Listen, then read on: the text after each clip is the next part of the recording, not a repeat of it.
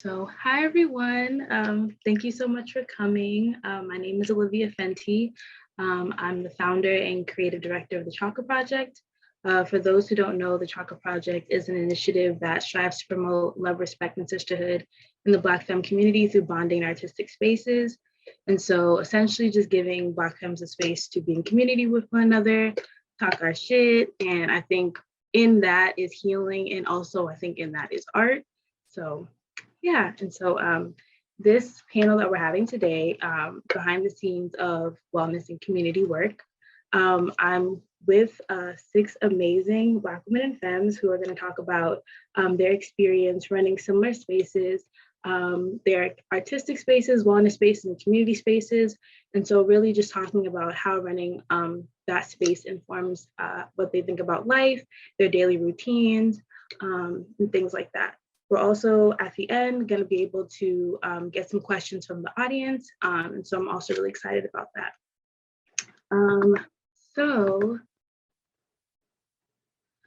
Before I briefly go into like the schedule, one thing that I think is really important to say is that this space is for and by Black women and femmes. And so I think it's important for everybody to just be respectful and to kind of just listen to everybody. And yeah, and I feel like, I don't know, I don't want to be that guy that's like, if you don't do that, we're going to have to like kick you out. But like, yeah.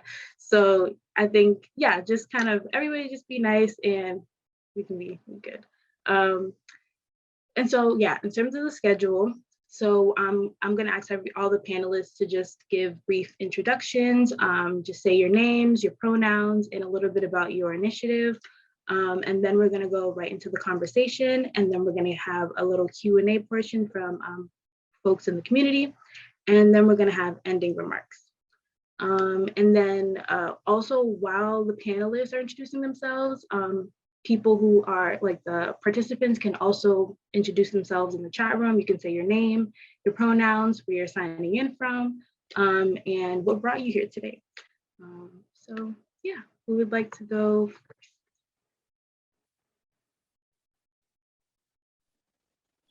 I can go first. Somebody already volunteered. Okay, go off. Hi, everyone. My name is Mariama. My pronouns are she, her, and I'm really excited to be here with all of you today. I'm a culture producer, and I have like a really deep passion for community building amongst Black women. I think it's like really important for us to always have spaces where we can come together to connect, vibe, and just like share and exchange resources. I'm also the founder of Jalo Studios, which is a resource and community hub for Black women creators and artists. And we do a lot of like community work in terms of being able to curate workshops that are, beneficial for Black women, creators, and artists. So really happy to be here and engage in this conversation with y'all today.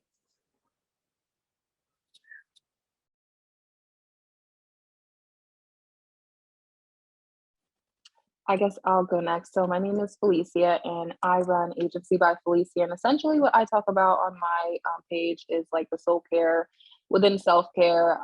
I originally came up on this page just like kind of creative writing, and then it kind of spiraled into something else that I definitely felt like our community needed as Black women, just creatively, as well as resources and just conversation. So my pronouns are she, her. And last question, I think, was in regards to initiatives. I'm working on a bunch of different projects, and I really want us to kind of find spaces that are for us, by us, that promote our well-being, because it's just so important. So I'm excited to be here. I can't wait to jump into some good combo. Can I jump in here right now? Yes. Hello, everyone. I'm Nty Diakite. It's weird to say. Nty Diakite, and my pronouns are she, her, hers. I am a mental health professional, but more importantly, I am the founder of Sunflower Psyche. That is like my mental wellness garden that I just created off of like something that I needed for myself. And then I realized that like it was super helpful to a lot of people. So yeah, I'm like rooted in positive psychology and mental wellness, because I like to talk about like not the positive side of things, but just ways we can help ourselves out on a day-to-day basis. So I'm excited to start my year off with y'all and chat more about it.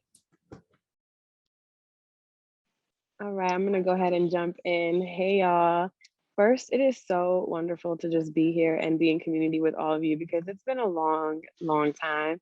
And it's just beautiful to see how we started off the new year. And I'm praying that this continues because the sisterhood has kept me alive and sisterhood has like blown up in January. And it's just really beautiful to see. But hey, my name is Sabrina. I am the founder of City. I'm also a multidisciplinary creative. City is a creative wellness platform that encourages Black girls, Black women, Black femmes to incorporate creativity in their everyday like processes and healing journey. And so ultimately, I just want to use art as a vessel for change and to also like improve the social capital of Black women all over. So I'm just really happy to be here and to be in dialogue. Okay, I'll go ahead and jump in. Hello, everyone. My name is Tierra Latrice. First off, I am very excited to be here, extremely honored to be amongst all of these beautiful Black women with all these beautiful Black initiatives and platforms for us. I love it. But I am the founder and author of PageWorthy. It's so funny. It actually started off as a personal blog that I started right out of college because I felt like I did not know what my voice was and what it sounded like. So I said I was just going to try to find it by starting this blog. And then it kind of catapulted into what is now I call a community journal, where I let people come in and share their truths, and so that we can connect and also feel seen, feel heard. It's really about creating a safe space to where we feel like we can come and just be and explore ourselves without judgment, and also just feel safe with doing that. So yeah, and I'm also a digital storyteller and yoga instructor. I am very, very passionate about physical wellness, spiritual wellness, and mental and emotional wellness. So all the wellness, y'all. But yes, I'm super excited. Thank y'all for being here. And thank you, Olivia, for having me.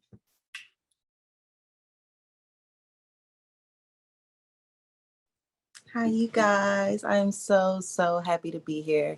I have to start with gratitude. It feels so good to actually start my year with such an amazing group of women. I've never met any of you besides Olivia, so it feels really, really great to start the year off into this really new energy of sisterhood. I'm really excited about that.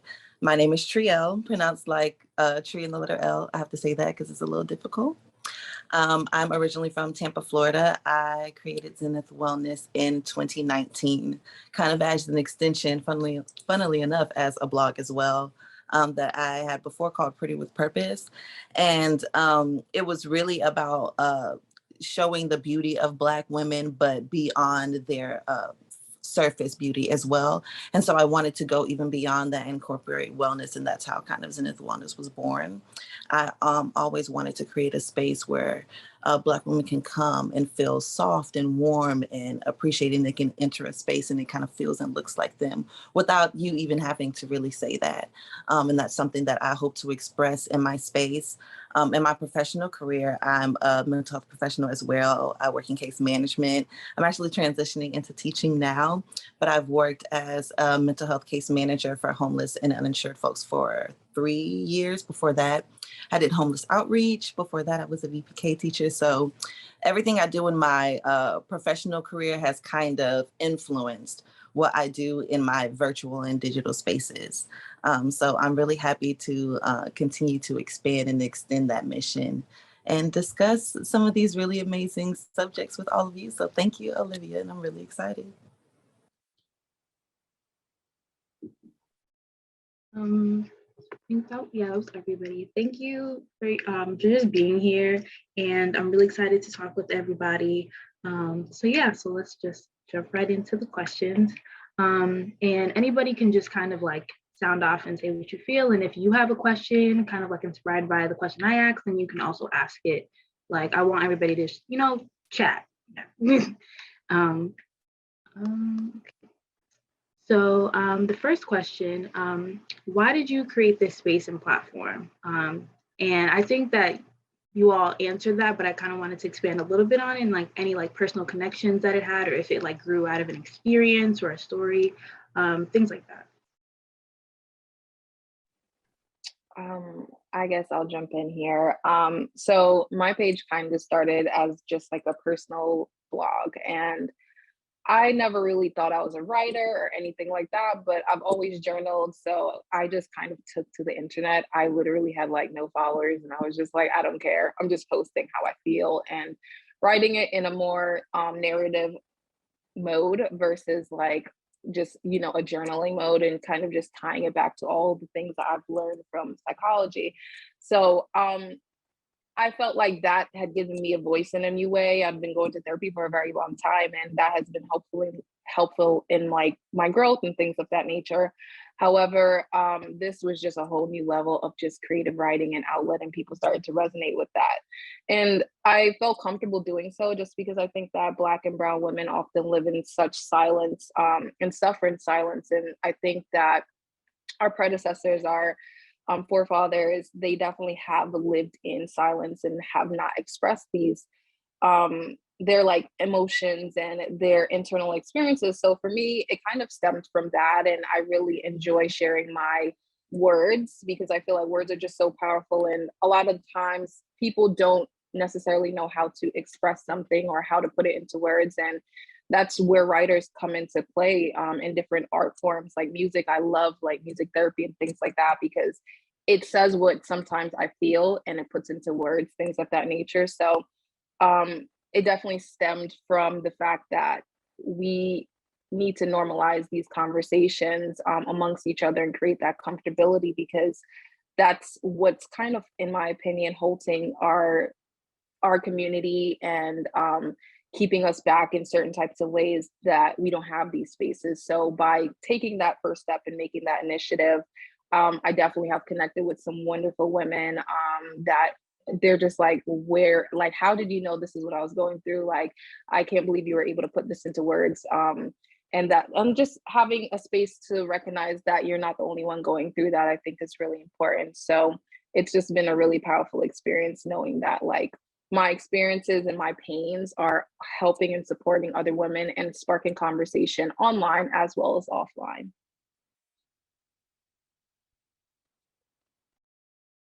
I can go in and just kind of extend from that, because a lot of the things you mentioned, Felicia, is like really synonymous to like my experience founding City.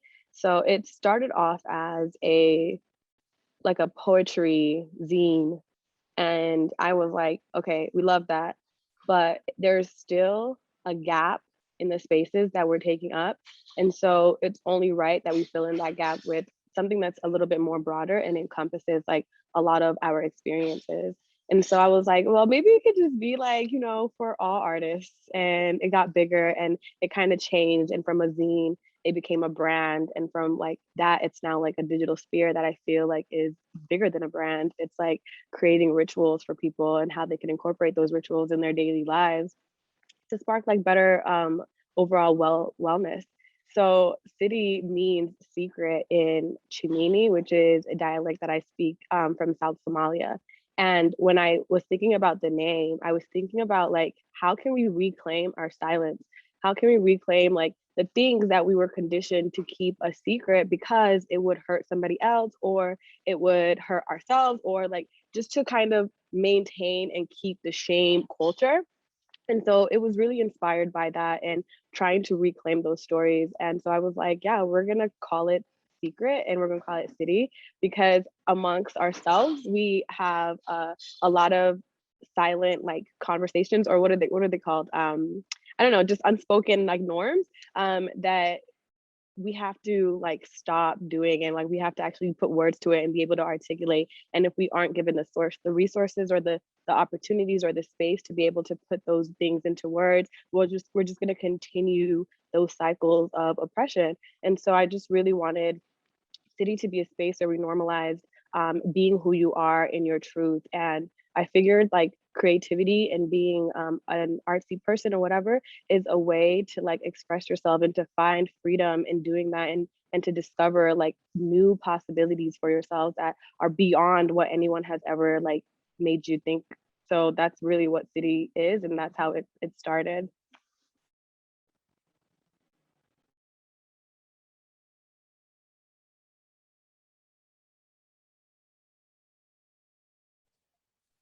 So Sabrina, thank you so much for, oh. I'm sorry, go ahead. You go ahead, go ahead. So I'll just quickly, because I honestly actually kind of covered it in my little about me. But Zenith Wellness was really born out of a desire to feel a belonging to other Black femmes who are experiencing the same types of hardships, trials and tribulations, and even positives that they're going through in their lives. I wanted to be able to connect with those women virtually outside of the people that I was meeting in my real life. At the time I was I had recently graduated from undergrad. And so I wasn't connected to my friend group like I was when I was in college. And so I kind of experienced this random loneliness that I didn't really understand. And I spent a lot more time alone. And so that made me face a lot of my own kind of self-reflection that I wanted to share with other people. And so that's how Zenith Wellness was born. I kind of used it to share self-wellness tips that I found out about, and then also to share about different mental health symptoms and conditions that I knew about that I studied from having a bachelor's degree in psychology. And then other just tips and things that I learned along the way from friends and family members. I also have a really deep spiritual basis. So I love incorporating holistic techniques into the things that I share, either, in posts or on my stories. So that's basically it. But I really would love to hear more about everybody's else's platforms, because I actually love what all of you guys have going on. Some of you all I already heard about just or saw kind of like online just through strolling and clicking kind of like the suggested unders. So I've come across you guys' platforms, and it's really, really exciting to hear more about how they developed and where they came from.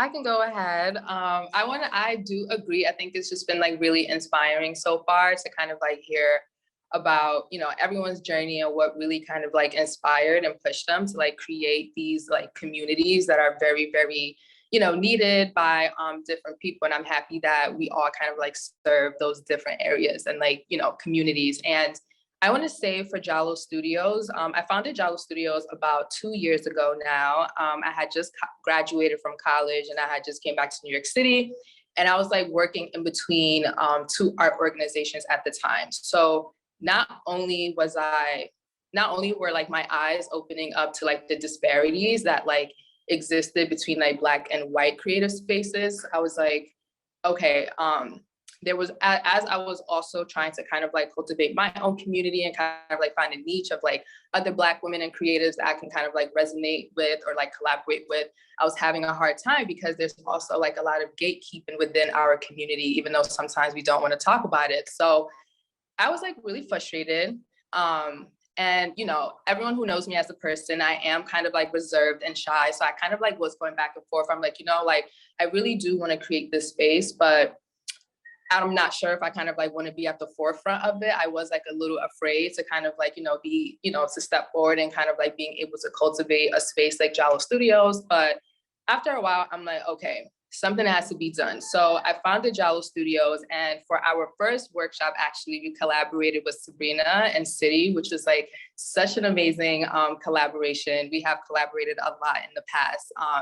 And it was beautiful just to kind of like see how Black women were connecting like within that space, like connecting in terms of like collaborations, connecting in forms of friendships. And I feel like, especially with Jalo Studios, every workshop or interaction that we have where we are able to bring together Black women, like the sisterhood is so strong. It is so strong to the point where sometimes it makes me so emotional to see how, just from like one workshop or one event where people are coming together to, exchange in some type of way, people are walking away with very, very like fruitful and meaningful relationships. So after I founded Jalo Studios, created an Instagram page. And at first it was kind of like just like a digital space where I really just wanted to create a digital haven where Black women can kind of come and just like see very beautiful photos that reflected them and like the work that they did and just like feel good.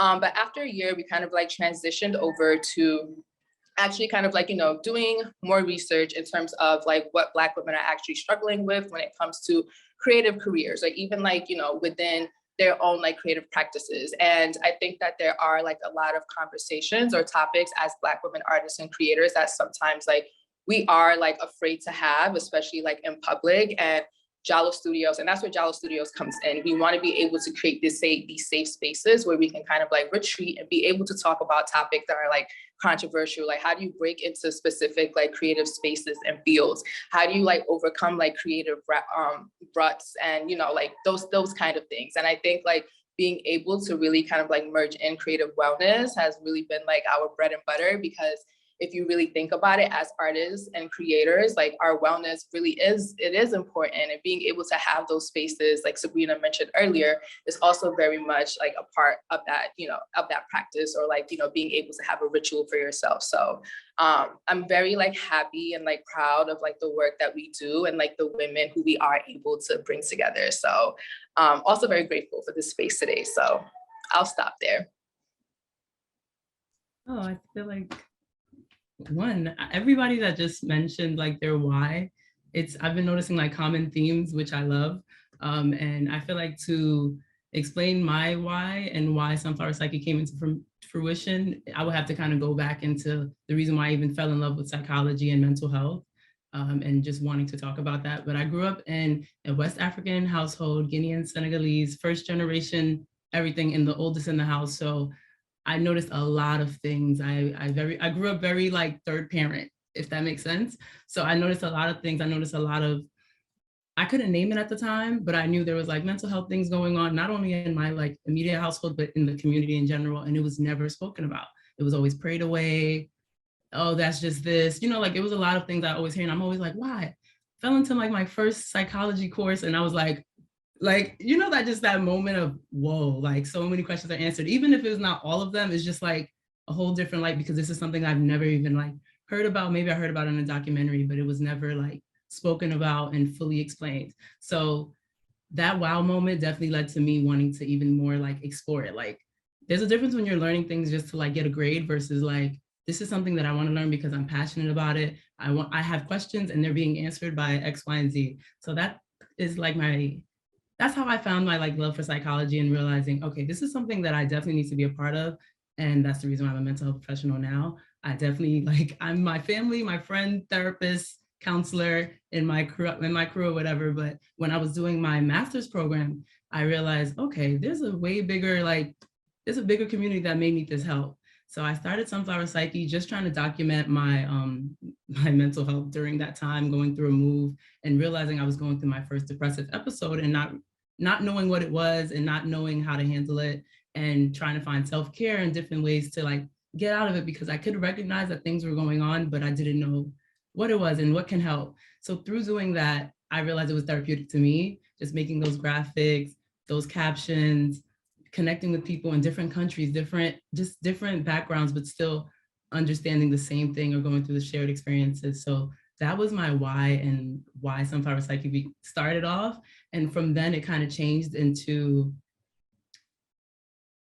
I would say like, I noticed I had to like hone in on something, because there are a lot of spaces that focus on like self-care and mental health, and some of these spaces are whitewashed. So I wanted to emphasize like the African community, but as well as like marginalized community as a whole. So that was a big thing for me. And right now I'm still figuring out like my lay of the land, because I don't want to be confused. As I always say, positive psychology and mental wellness, but I don't want it to be confused with toxic positivity. Like that is a big thing for me, because that is detrimental to like what I'm trying to share. So I'm still figuring things out, but I definitely focus in mental wellness, because that's something that I'm passionate about, self and soul care, because that is super helpful in our day-to-day, and it can be implemented in our day-to-day if we find little points in the day to talk about it or work on it. So yeah, I think I'll stop there.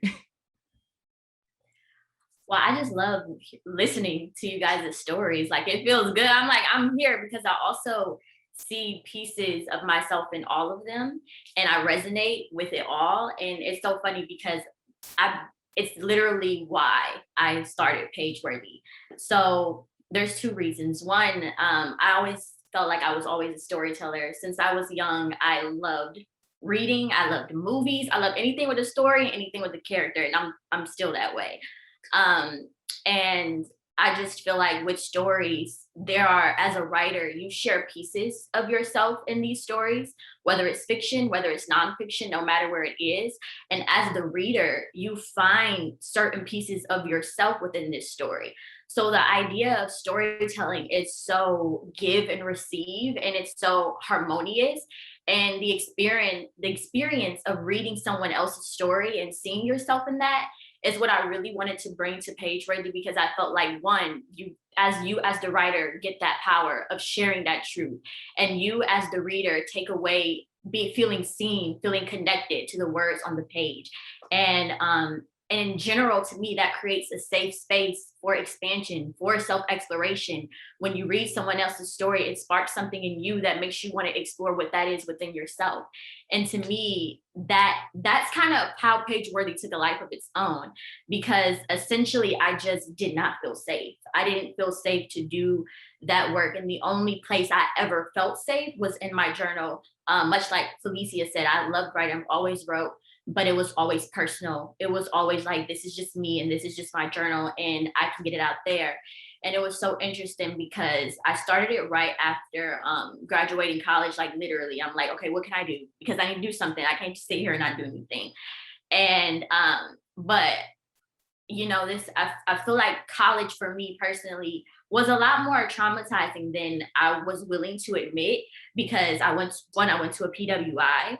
And then on top of that, I majored in digital media production, journalism, like storytelling. But it's something to go to a place where you don't feel comfortable telling your story, and you don't feel seen when you tell, or you don't feel like it's being understood.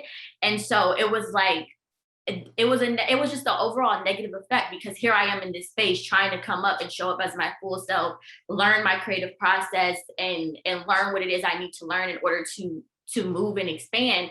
Yet I don't feel safe enough to do that, and I don't feel like this space is supportive for that. I feel like instead I'm being judged, or I'm not being well received or received at all. And so, you know, a lot of those feelings I internalized, and it was a major shock for me, because in high school, I came from an art school. I majored in theater. I was acting, and I was also just very heavily involved in these safe spaces where it was like, I saw Black women dancing, writing, singing, like all of it. I was in an art school, so I saw Black people doing everything that they wanted to do in a creative space. And then here I am in this PWI, and it's just like, whoa, it was like a culture shock, like internally, like for the soul. Cause I'm like, I don't feel the support. I don't feel the energy that I'm used to feeling, and to be able to create in this way. And like I said, I internalized those feelings, and it just began to make me feel like alone, much like one of you ladies spoke. Like I didn't feel like I could explore. I didn't feel like I had the support to explore these ideas that were heavily rising up within myself. And so the name PageWorthy came about because I, quite frankly, not feeling like you can or you should transferred into feeling like I'm not worth doing it, basically, or it's not worth me doing, or I'm not good enough to even do it. And that was a big realization. It was also like a slap in the face after finishing 4 years and getting your degree and being like, okay, well, you guys traumatized me. But I realized that, you know, let's dig deeper. And I wanted to be able to create that space for myself. And I also wanted to take my power back. So use my voice. I knew that using my voice was the most, the way I could break through from that. And so I started blogging, you feel me? I just started writing. I started saying, look, we're going to get out of the journal and we're going to use our voice. You know, we're not going to let anyone keep us in that energy, because I am worthy. I am worth, my story is worth hearing. My story is worth sharing, and nobody can take that away from me. And as soon as I started, it was amazing to see how many people resonated. I mean, literally, I was taken aback. I was like, wait, you guys actually see me right now?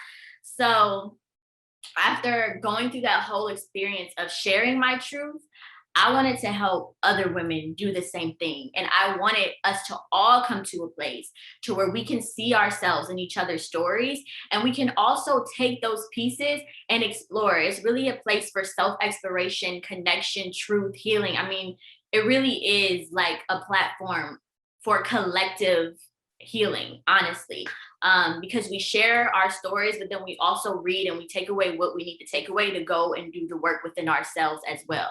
So essentially, we're doing it together, and it's again, and it's a space where we feel comfortable to do that work. So yeah.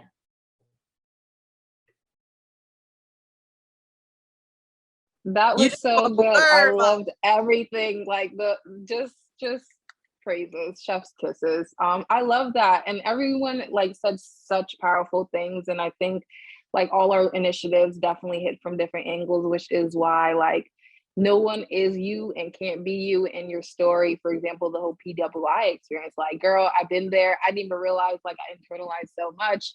And as to why, you know, now that I'm in a different space, I'm able to creatively express those type of things. And that's coming through different art forms and whatnot, and helping other people, you know, because we have all this growth within us that we've pushed ourselves, especially those of us who are really into mental health, spiritual health, wellness, and just psychology.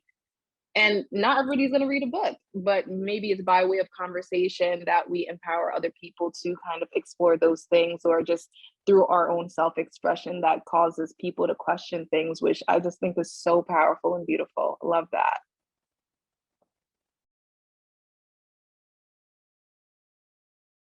Absolutely. I really just wanted to tag on to say that that bit that you said about not everyone reading a book, it's funny, but it's so true. It's really so important to make that kind of information accessible to people who may not have access or who may not have the time. No one will have the privilege, like I forgot your name, I'm sorry, but the founder of Sunflower Psyche, I remember you said that you're a first generation everything, so am I. And so I realized a lot of the things that I do in school, my family is never gonna read, but they do care, you know, and so they want that information, but maybe they don't have the time or maybe they don't have the access. And so it is so beautiful that through each of our platforms, the people who get access to that information, they get it from every side and really get to experience a really holistic version of wellness that I want every Black woman to experience. It's just so beautiful.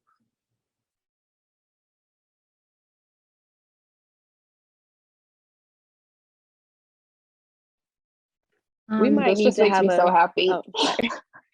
This just makes me so happy, y'all. Go ahead, Sabrina. I've been talking. No, I was just gonna say, like, when you really achieve, or you're on the journey to achieving self-care, you really understand that it's rooted in community care. Because when you start to get to that place, you're like, who am I reaping all this benefit like with? Like, what am I doing here alone? And so that wisdom is not meant to be hidden. It's not meant to be tucked away, and it's not meant to be cherished like alone. That wisdom is really like a revelation, and it's worthy of being shared. It's worthy of sharing it to the people who are closest to you, the people who look just like you, the people who you want to celebrate this with, you know? And like, you're at a place where you feel like you're enlightened, you feel like, okay, like I'm creating spaces for the moves that I'm in, the spaces that I'm in, the I guess the next level that I'm in. And so it's like, why am I here by myself? It don't feel right. This doesn't seem like this is supposed to be this way. And it's because it's not, you know, we're humans, we're social animals. But on top of that, like, we come from a very strong lineage of strong women and strong histories and strong stories and storytellers. And this is us going back to our roots. This is us going back to where we feel the most safe and where we feel the most powerful. And in that is when we live our truth, when we are who we're supposed to be.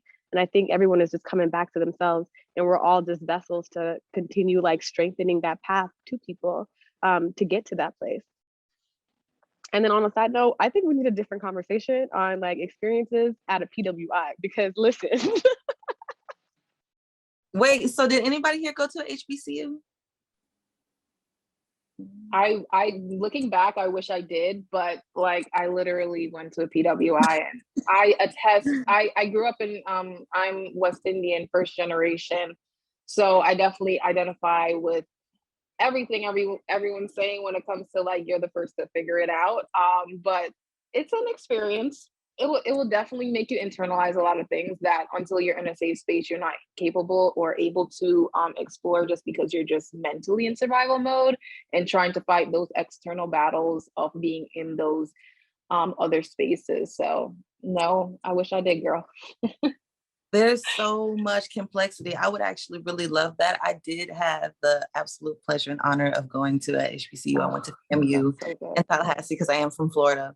But like I said, that was a last minute thing. I lucked up because I didn't know anything about HBCUs. People literally told me it was a party school and not to go, and that I wouldn't fit in because I was preppy or whatever the case may be, and nerdy, and didn't have any friends. I was very introverted. And so people told me it wasn't a place for me to be, and that I would get distracted and drop out and, crazy stuff like that. But I really, really enjoy hearing stories of women that went to PWIs, and women who, it seems like we're around the same age. I don't know, Black women are the fountain of youth. So I have no idea. Y'all could be 45, who knows?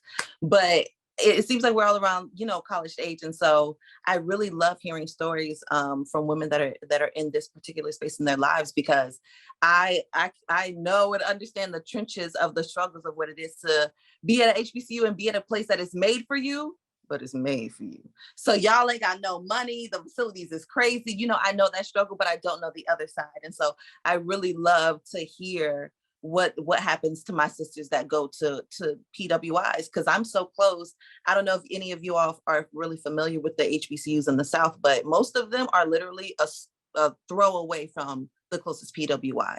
And so where I am, actually, I go to FSU now. The land that FSU was on was actually where FAMU, the school for colored students, originally was, and they literally pushed FAMU out because the land that they had for FSU was infested with rattlesnakes. That's where our mascot, the rattlers, come from. So it's a really historic, it's a really crazy story, each of our HBCUs, but I actually really love hearing the stories of sisters that go to PWIs, because honestly, our stories are so connected, and it is something that's so worth exploring. Yeah, so Olivia, we're going to set that up. We need that panel discussion. That's our next one. Yeah, I know. I feel like that's a conversation that I feel like I've always wanted to have, because I think I didn't, even though I never went to an HBCU, I didn't understand fully like that experience until I lived in DC for a semester. And I was like right next to Howard, and like right when I went on, I was like, I'm going to Howard. I just want to be there. Even if I don't go there, I just want to be and to see all the Black people. And then hearing the experiences, I was like, wow, like I never would have thought that it was like that.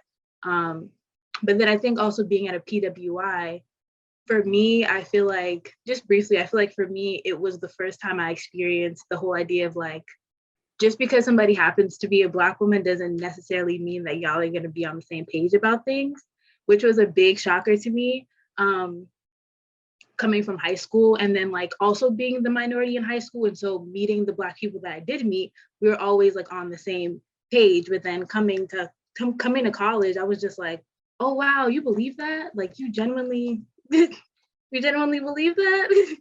And I think like having conversations, because I did have a few conversations in college, like with Black women, just being in that space where we're kind of just like trading information. And it's like, well, where did you get this idea from? Or where did you get that idea from? And kind of just really talking to each other really opened my eyes to how important just having conversations, period, is. And really kind of allowing people to tell their stories and share their experiences with other people in a safe space, and how learning can really happen within that.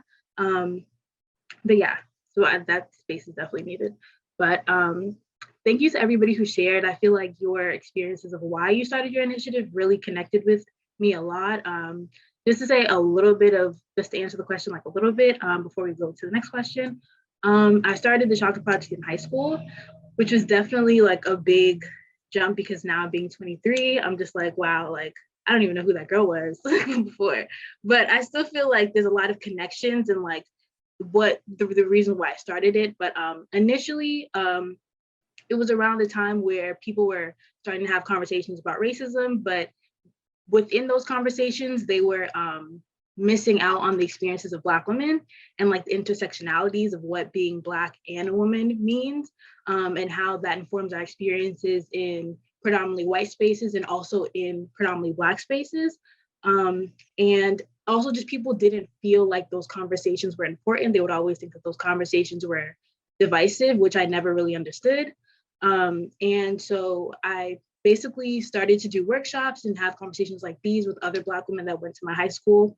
And I think through that, it like grew into a digital space, and then also grew into having like larger conversations and more in-depth conversations. And I think also in running this project over the years, it's forced me to really explore like what being a Black woman means. And then me discovering like my queer identity, also kind of like mixing that in and being like, okay, so how does that inform what femininity means to me? And really having these deep conversations. And I was like, wow, like if I'm thinking this, I wonder if everybody else is thinking this. And so having conversations and realizing that there's a lot of similarities between people's experiences is really, I feel like for me, it just made me feel a lot less alone, and also made me feel like, wow, like this is something that I really should explore further.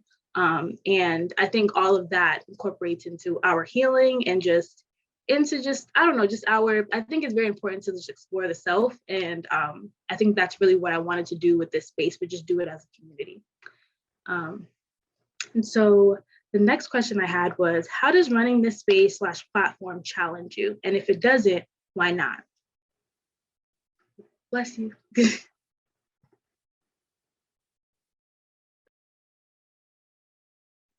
I can definitely say that running Zenith Wellness challenges me to be about what I say I'm about. It challenges me to really acknowledge my self-talk, how I'm talking to myself, how I'm treating myself, how I'm establishing my boundaries. It reminds me that when I'm in a crisis, honestly, truly, I've literally been in a moment when I'm about to have a panic attack and I remember, okay, what do I tell other people to do? Literally. And so it reminds me of how to take care of myself. And it's a constant kind of ebb and flow of me creating, recreating, releasing, not releasing, and then integrating all of those experiences through the things that I go through in my day-to-day lives, like integrating those into what I create. So it honestly challenges me on a daily basis, even though I haven't posted on Instagram in like a year. And so and it really goes to show kind of the beauty and the outreach that Zenith Wellness has been able to have, that Olivia even still tapped me to do this panel. And I feel so lucky to be amongst such beautiful women who are doing such important work. But I say all that to say that even when it seems like, you know, you're not active with your business or with your platform, it continues to challenge you. It continues to call you and continues to tell you, you continue to work. So. Yes, I really, really love that. And I resonate with that because PageWorthy for me always challenges me to show up for myself. No matter in whatever way, just like you said, in whatever way. And more than anything, it challenges me to stay committed to what it is that I feel like is my purpose, as well as staying committed to the ways that I want to evolve within myself. Like you said, I'm in the same boat. I haven't posted within like a year, but all of the things that go into PageWorthy, I think when we are creators or entrepreneurs, everything that we do in terms of our work is so connected to also the soul work that's happening within. It's such a connection between our work in that space and our work within. And it's every little decision challenges me to say, is this authentic to me? Is this who I really am? Is this what I feel in my heart and my soul? And so in that way, it's always challenging me to show up for myself. It's always challenging me to choose me over anything else, over any judgment, over any opinion, over what I think someone else is going to believe or what I think someone else is going to want. I put what I feel first, and I just trust that whoever is meant to resonate with that is going to. And so definitely showing up for myself, but also trust, because this stuff isn't easy. This work, showing up for others and showing up for ourselves and continuing to walk the path that we know we were meant to walk, that doesn't always feel easy. Sometimes you just don't want to do it. Sometimes you just want to take the easy route and say, okay, I'm gonna just do it this way because that's easier. But you got to stay the course, and it challenges me to do that. It challenges me to stay true to who I am, really. Yes, I literally what both of you said times 10, like, yes, it is an extension of who we are. It's an extension of like our art practice. It's a form, it's a medium that we create from. And so when we're not doing well, like our platforms, our initiatives are not doing well. We're not performing at our optimal selves. We're performing at what we feel right now. And so when you have that internal battle, and then you have a lot of external things that you're battling with, like who creates that space for you? And that's something that I've struggled with a lot. Like 2020, the whole Black Lives Matter movement was good for a lot of our platforms, but that was very exploitative in its nature. And what that did for me was like put me in a really bad creative rut, because I was like, why are all these white people following me? Like, I love that, it's cute, whatever, but you're taking up space. And you're taking up unnecessary spaces for people who like my target audience. You're not my target audience. And so like that was very exploitative. And what it did to me was like I stopped posting on City. Like, this is not what I want to do. It's not what like who I want to do it for. And in turn, the algorithm like shadow banned a lot of my stuff when I did decide to like repost. And it's just so interesting how that cycle goes into play. Like, we do it for ourselves, we do it for our community, and then there are certain things that we just do not have control over. And so City for me is like an accountability partner. She'll look me dead in the eye and be like, okay, so what's good? Like, what did you do today? How are you doing it tomorrow? Okay, you failed today. Like, what are you gonna do to get out of that? What are you gonna do better? Like, if I stop doing it, I'm like, dang, like nobody else is going to keep the torch ablaze. Like, it is mine. This is my story to tell. And so it really, for me, it challenges me in a way, like a lot of you mentioned, like it challenges me to walk it the way that I talk it on my social platforms. It's like when I'm feeling what I'm feeling and I am stuck, I go back to City and I go through my Instagram or I go through like my Notion and I'm like, what did I like feel? What did I share to other people that I could potentially like share to myself? And that did not happen, y'all, until maybe a couple of months ago. And I started City 2 years ago. And so for a very long time, now in retrospect, I realized like that battle that I had, that inconsistency that I had was because I wasn't being authentic in my art form. I wasn't being authentic to myself. I wasn't being real about the situation. And then a lot of that was also like the fear. Like, I grew up in Salt Lake City. My parents are Somali. I was born in Kenya. And so like a lot of those identities, like the experience, the complexities in those like identity explorations was really hard for me. And then like I grew up on the west side of Salt Lake, which is kind of the way that I describe it is like basically where all the people of color are, okay? And so I didn't grow up around white people until I went to the university. And that's when I had the most culture shock. So then I'm in this space where like, again, like similar to a lot of what you were saying, is just like not validating or affirming of your voice. And then I moved to New York right after that. I was like, I'm sick and tired of this. I'm going to New York. I was still in school. I moved to New York. We can talk about that later, but like still, I was like, I need to leave. And I did not realize I didn't have a culture shock when I moved to New York. I had an internal shock because I thought things were going to be easier because of people who look like me. But then you start to face the big dogs over here, the gatekeepers, the people who know or who've internalized their proximity to whiteness, who know that their power is important. They have institutional access, but will not give it to you. And so then that battle was like really disheartening for me. And so here I am creating this platform and trying to do all of these things, battling internally, and then these things are happening externally. It's just like, it's not validating, it's not affirming to your voice and to the things that you do. But what is sisterhood? What is like, after our first event, just how beautiful it was and how strong people felt. Like, City challenges me to be the best version of myself. And when I'm not the best version of myself, she checks me. And that's really like how the relationship that I've cultivated over time with City is continuously like evolving. And it didn't start till a couple of months ago. And that's just to be real. Love everything there. Walk it like you talk it. Like, just throw Migos lyrics in there, why won't you? Because it's so appropriate. I definitely agree with everyone in saying that it's an accountability partner. I feel like for me, it's like that nudge, that reminder, because I go in and out of pockets of being consistent and inconsistent just based on how life is going. And I feel like one of the things that it does challenge me to do is apply what I've learned, because I share valuable tips and all these various things in regards to soul care. So to keep myself in check. But also it helps me to be, as a reminder, to be gentle during these periods where I may be creatively drained, or I'm just in a different space where I'm not able to give all that I could normally give to the world. And I need to give it back to myself. So it's going back to that soul care, that spiritual care. Like, it's like, you talking about it.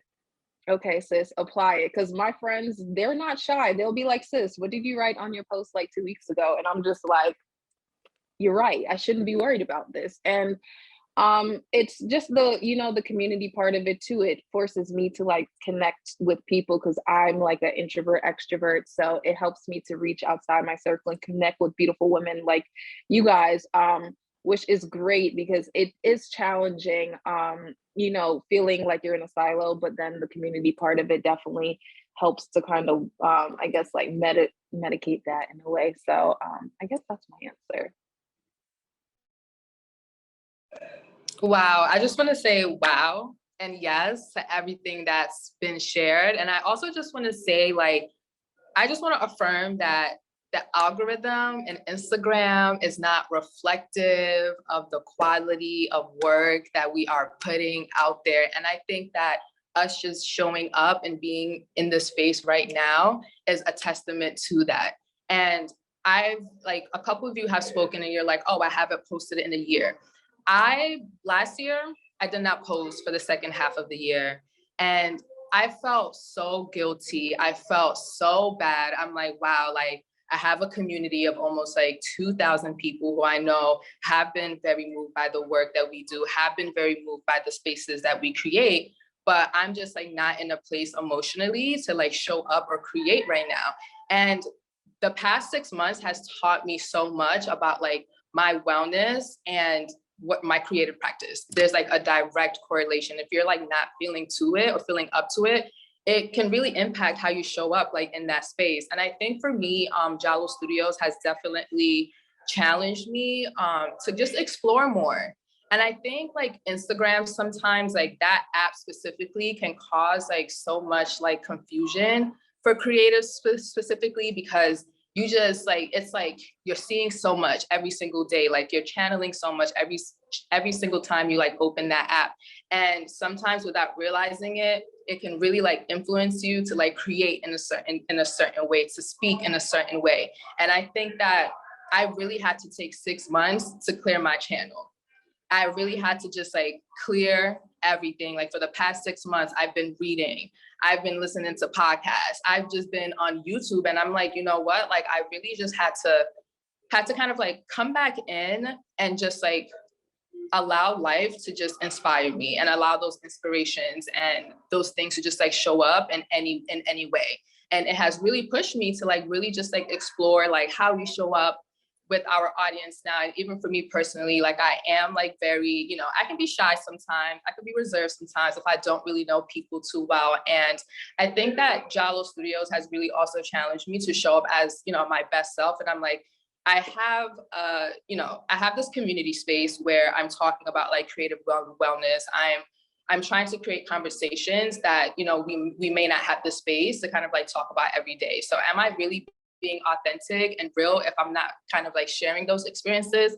So I feel like, the past 2 months specifically, I have kind of like taken an approach where I am being more transparent about like what that creative like practice has looked like for me these past few months, and like what my roadblocks have been, because yes, Jalo Studios is there and we have done a good job at like getting to where we are now, but I still face those challenges every single day. And I think we all do. And it's like, okay to like be honest and transparent about that, and to have spaces like this where we can talk about it. So just want to say Instagram don't matter, because regardless, we're doing the work and we're cultivating these communities, which is just so beautiful. I'm so happy to be here, and shout out to all of y'all for what y'all are doing and like the spaces that you're creating for the people who need it.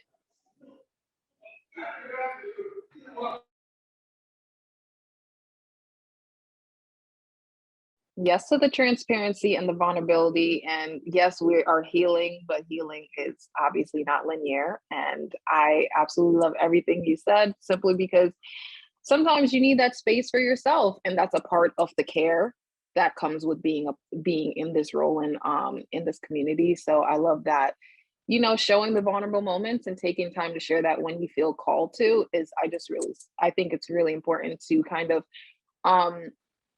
create a realistic healing journey, to say that even though I'm hosting this space, even though I'm sharing this knowledge with you, I still go through it. And that's a part of it. You're never not going to be human. You're never not going to experience those latter side of emotions that people deem as unpleasant. So I love that.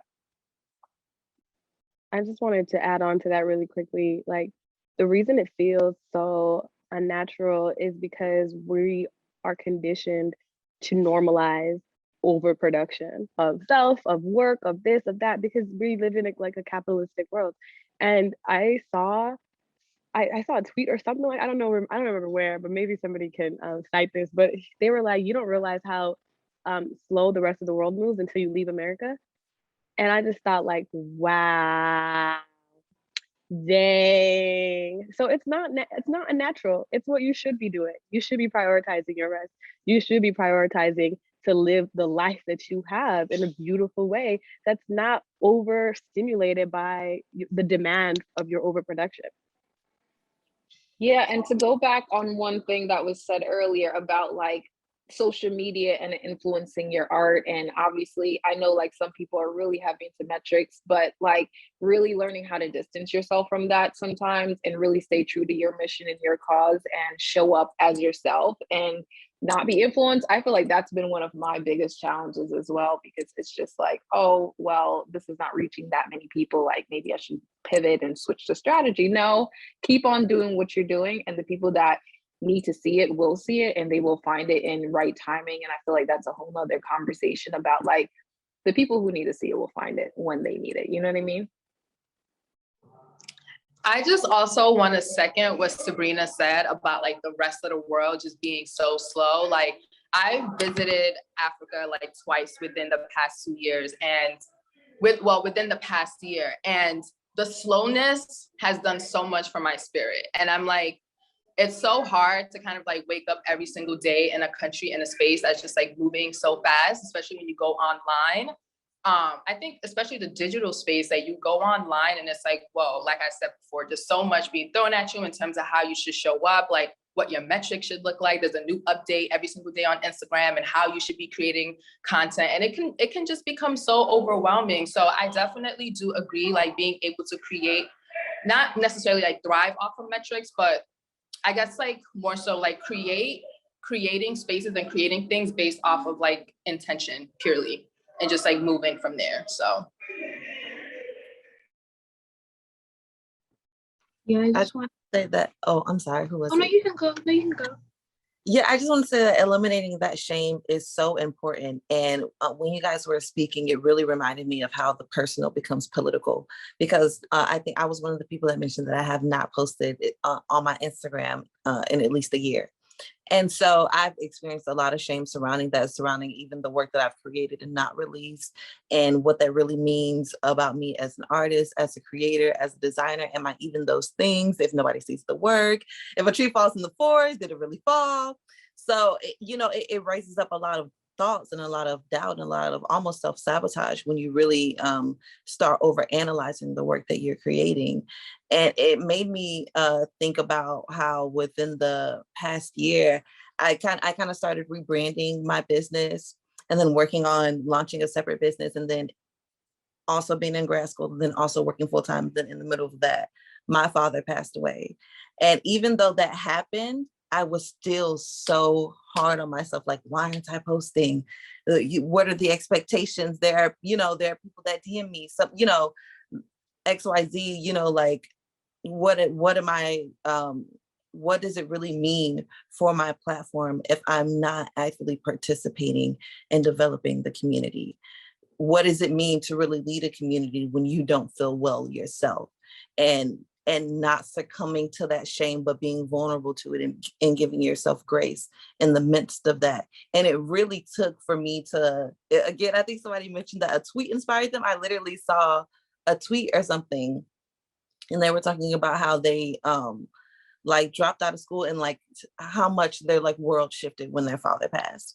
And I thought, girl, what the fuck you give a fuck about Instagram right now for? This shit does not matter. This is immaterial. You know, I mean, of course the relationships and the connections are real, but if it, you know, that will be there. You really have to take care of yourself in order to lead a community and in order to feel so well that you're leading it healthily, you're leading it properly, and that people, when they're coming to you for advice, or they're coming to you just for engagement, just for a positive word, that you're in a well enough place that you can get that, and that there can be a give and receive in that relationship that is really authentic, and that is really true, and that's really pure and good for both individuals. I completely agree with what everyone's saying about rest. I feel like for me, I started, well, this would be my second semester, but last semester was my first semester of grad school. And I was going through it. I was going through it hard because I was like, I have to keep posting, like as much as I'm posting, like I have to keep doing all these things. And I remember my advisor was just like, something's gonna have to calm down, because you can't do that and then go to school and then I have an internship. Like you can't manage all three perfectly.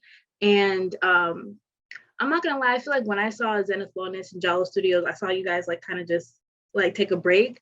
It really inspired me to be like, you know what, maybe it's okay to relax. Maybe it's okay to take a break. Like the world's not gonna stop if I don't post for like a couple months. Like I think it's gonna be perfectly fine.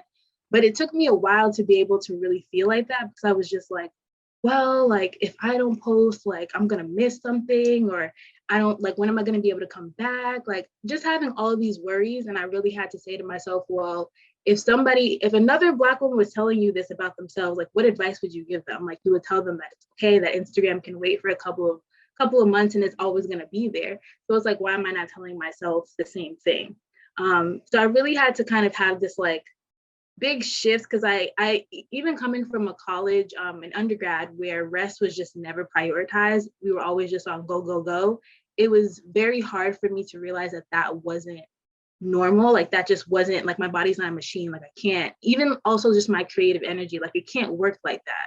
Like I need time to be able to think about a concept, or think about a caption, or think about like what colors go with this. Like I need the time and the space to be able to think that. And if I'm worried about assignments, and if I'm tired and sleep deprived, like I'm not going to create good content. So yeah, I really what you all said really resonated with me a lot. And I think that rest is something that's really not prioritized in society, especially academic spaces, which I think is wild. And so yeah, that really resonated with me. Before we move on, can I jump in here? I just think we're just really, as a community, on learning the kind of hustle culture and learning the like softness, the ease, and the gentleness that should come from life, and the peace. We're just it's just like the switch from survival mode to actually living. And I feel like a lot of us are realizing that survival mode requires you to hustle and to have that mindset like this is a missed opportunity. But what it neglects to highlight there is the fact that you need the rest in order to create. You need that pause in order to be inspired, to create, and to show up. And that when someone does pass, I went through the same thing last year. Yeah, early last year, my mom passed, and my expectations for me was, girl, you need to show up. Like you need to get this done, and not giving myself that gentleness that I needed. Definitely weathered at my like mental health for a while, but then I had to really check myself and say, hey, you're going through a traumatic experience, right? You need to really prioritize nurturing yourself in this moment, instead of saying you're not seizing the day or seizing the opportunity. So I definitely resonate with everything that you all said.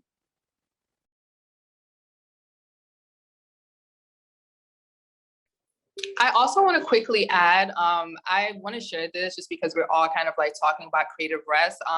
I've been experimenting with the idea of taking like 1 quarter, maybe 2 quarters off every year when it comes to like creating, because I just really feel like when you are on autopilot, when it comes to like creating, sometimes it may not come from an intentional space, and I want to feel connected to my audience. I want it to come from a place of like inspiration and when I'm like on autopilot, sometimes that's like, it's not that place, it's not coming from that place. So just wanted to share that. If you feel like taking a break, take the break as long as you want to. And Don't you also feel like that's your, oh, go ahead, sorry. I was just gonna say, and really quick to add to that, and in that break, you know, just trusting that the ways you showed up has been enough. You know, that is enough. Everything you've done, everything you're doing, it's enough. And I think that that's what really comes through when we choose to take that rest, to take that time to give to ourselves. We're actually choosing to also trust the path and trust the journey and trust what exactly where we are, and knowing that no matter what is happening outside of that, we've done the work. We're consistently doing the work. This is the work. The rest is the work. So, you know, just making sure we just, again, going back to trust and just allowing ourselves to trust. Because I personally, I have this fake clock. I don't know where it comes from, but there's this fake clock that is like, girl, what are you doing? Why are you just sitting here? Don't you got something to get done? And I'm looking like me to myself, like, what do I have to, what is the deadline? Like, why do we have to do this right now? Like, what's going on? So just letting go of that clock, because that's really just personally for me thinking that the time is running out, and it's just an illusion. It's an illusion. And as soon as I separate myself from that thought, or rather just accept that thought and then let it go, I know that, okay, this is just me being scared. And instead of being in fear, just shifting back to trust, you know?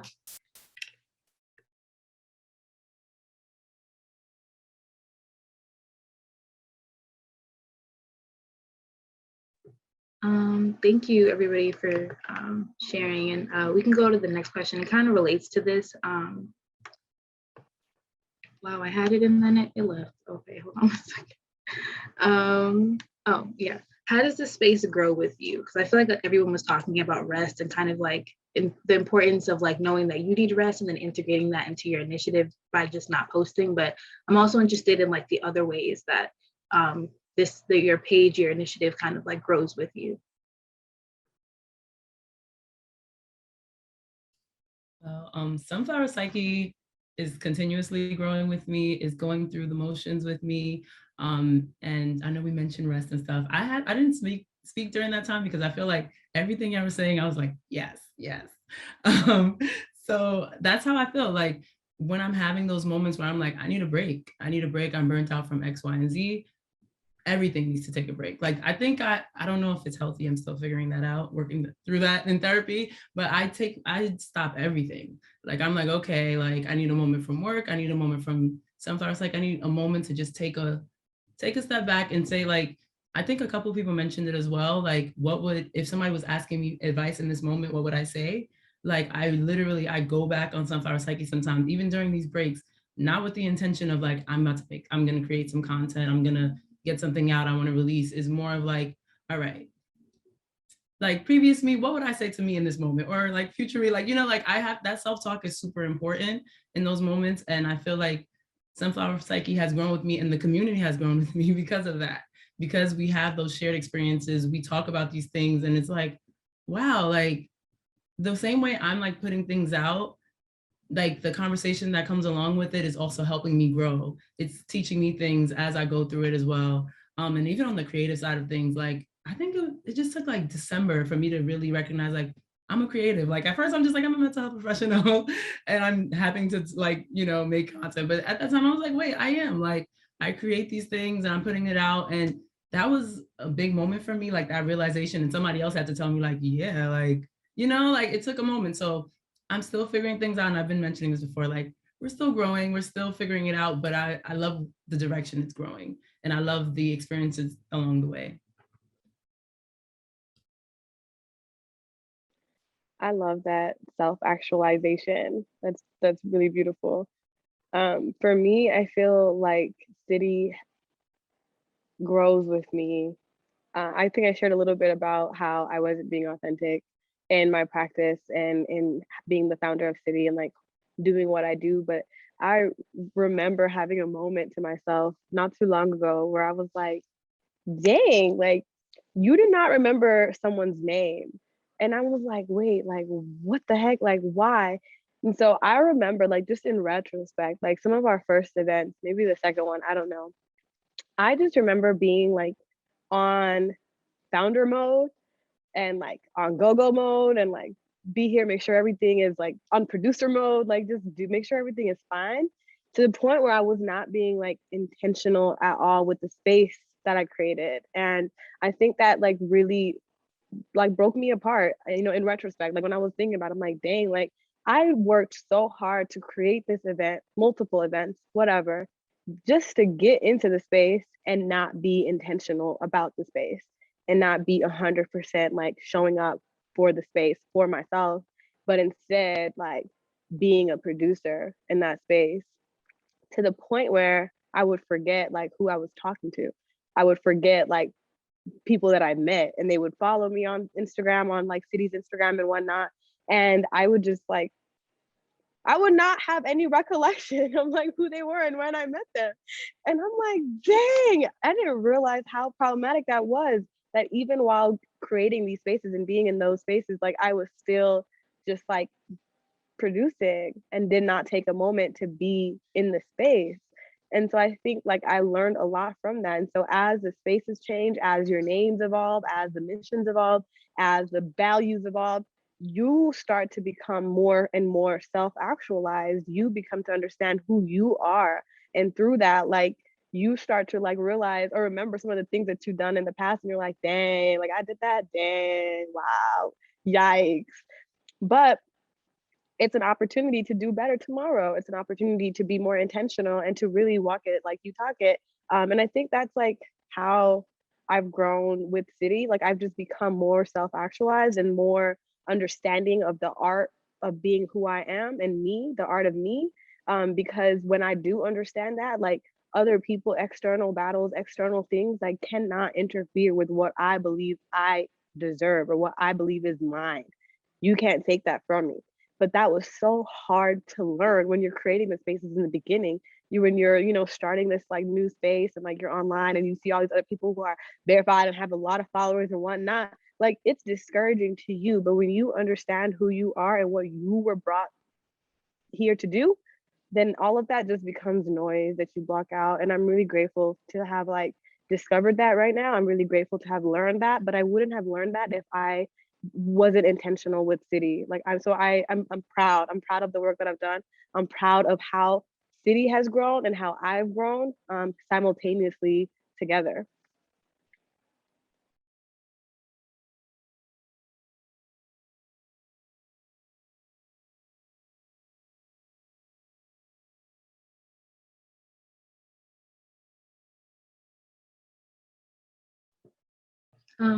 I also, that resonates with me a lot. I feel like for me, yeah, I feel like the Chocolate Project has made me realize more of who I am and also feel comfortable in standing on all of that. And also pushes me to continuously think about my identity. And just, I remember I heard a quote that I heard like randomly like a couple days ago, but it said something along the lines of like, thinking for yourself is to think and not care about appearances or something like that. And I feel like that's the perfect quote that kind of encompasses like how the Chocolate Project grows with me. I feel like it pushes me to say like, okay, Olivia, like what you're thinking is, I don't want to say it's not wrong, but it's like, you can trust what you're thinking. Like you can trust like the goals that you have for yourself, like your voice, like your opinions. Like, I feel like I'm very reserved, and I feel like I'm always, I don't want to say like I'm always tiptoeing around people's feelings, but I feel like I'm always conscious of like hurting people's feelings and like being like, am I saying this wrong? Am I saying that wrong? Or maybe I can't speak on that because I'm not like knowledgeable enough in that aspect. And I feel like, yes, it's good to do that, but with everything, you always have to have a balance. And I feel like with that, I didn't have a good balance, like to the point where I would be shutting off my own voice because I'd be like, I don't think I can speak on that. But then there'd be like a voice in the back of my head, like, well, why can you not? Like, you know what you're talking about. What you're saying is right. I feel like I've done the necessary research on said topic to be able to, you know, have a valid opinion. And I feel like the Chocolate Project consciously pushes me to say, like, speak, like, it's fine. Like, what you're saying is right. Like, you can stand tall in your opinion and not be worried about what anybody else is doing. I also feel like it's pushed me to feel comfortable always not knowing and not always having like a goal. Like I feel like I'm the type of person where even back in high school, like I knew I wanted to be a therapist. I knew I want to go to grad school. It was very much like, this is what we're going to do.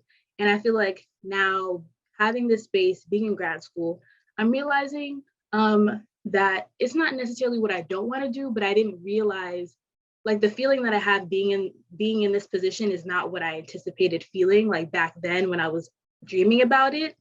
And so now I'm in this process of being like, well, what do you want to do? Like, and really pushing myself to be open to other possibilities and not feeling like, well, no, you have to do this because you said you were going to do it like 5 years ago. And if you don't know what you're doing, then that means that you're not going anywhere in life. Like, it's okay to like not know and to kind of just sit in it. And I think that in that process, sitting in it, that's when you figure out new and exciting things about yourself. And so I feel like the Chocolate Project really has pushed me to think that, because I feel like that's also what I promote in some ways. And so it's like, why are you not giving yourself that same grace? So, yeah.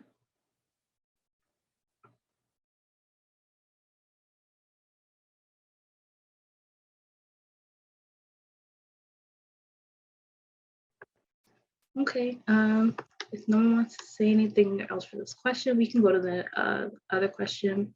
And we kind of touched on this a little bit with the rest, but I'm really interested in knowing what's your relationship like with the strong Black woman narrative?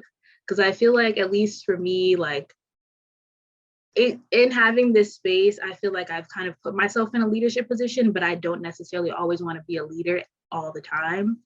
And so, but I feel like running this space, people have kind of assumed like, oh no, you can do that. You can be a leader, like, or just like putting me in that position, even when I'm like, I kind of want to take a step back. I kind of just want to be here for a little bit.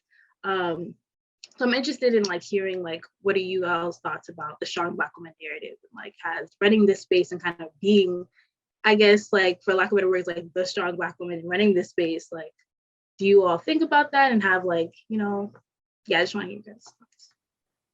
Oh, I definitely don't identify with that terminology. I don't know. Personally, I just feel like because of just societal, definitions of what that looks like, I personally don't think that allows us to be soft, to be vulnerable, to kind of sit back and flow. We just don't have that freedom when I think that you put that label on yourself, right? I think that we have strong qualities, and I would say we're more resilient Black women versus strong Black women, in the sense that, like, when you say strong, it doesn't seem like it gives into that idea of like that independent Black women concept and trope.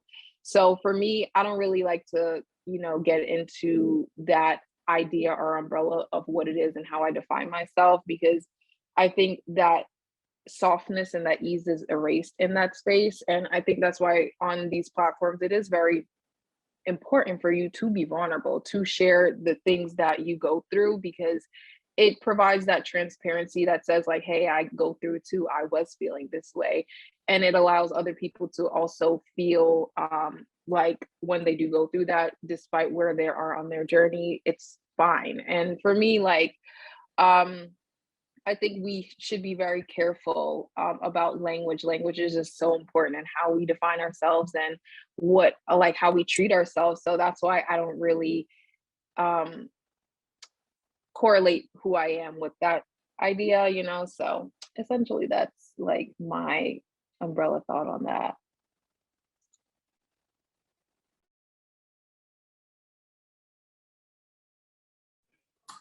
I can go ahead. I also definitely agree with that. I do not align with like that phrase. I think that Jalo Studios has definitely helped me to like really prioritize like self-care, being able to retrieve and like take a rest when it's needed, because I think like with the work that we do, it just like it requires so much energy. Like creative energy is a lot, and it just requires so much. It takes so much from us. So I think being able to kind of like take a step away sometimes and just like prioritize your rest and giving yourself like time and space to like get inspired again is really important. And it's also taught me that you don't have to do it all alone.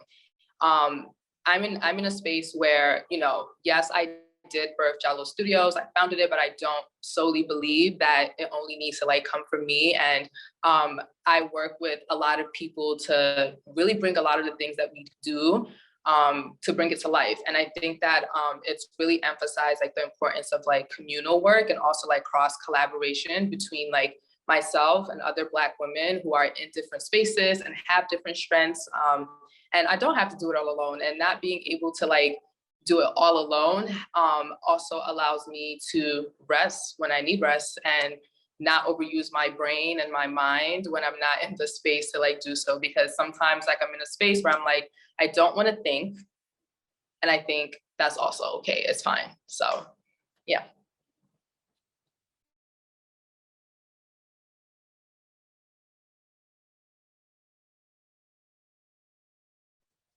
I definitely have I would say a negative relationship with that phrase, I guess. It's not something that honestly actually even comes up in my day-to-day, but it is something that I have to be knowledgeable about because of how my image is represented in the world as a dark-skinned Black woman.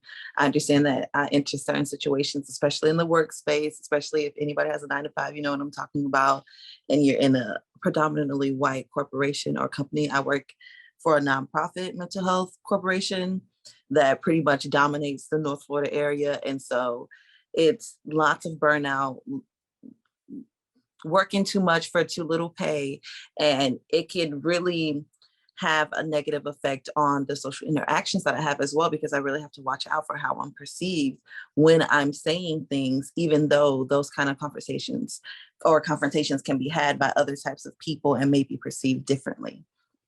And so when it comes to being considered a strong Black woman in kind of like a negative sense, I've had people say it to me multiple times, like trying to, in a joke, trying to use it in a funny way. But of course, like all jokes have some baseline meaning. And so when they're saying, oh, you're a strong Black woman, what they're really meaning is that you probably don't need to be protected and you're going to be by yourself. And that, you know, that's something that, you know, coming from where I definitely come from, like a low income background. I had legal guardians. And so being raised in that environment, I'm kind of used to that being my reality, but being reminded of it isn't something that I really need in my everyday life, or that I honestly even accept. And so would I say that I have a negative relationship with the phrase? Yes, but it really doesn't come up for me because I don't allow myself, honestly, to have relations with people that hold those kinds of beliefs, or that hold the beliefs that undergird those kinds of sayings or jokes.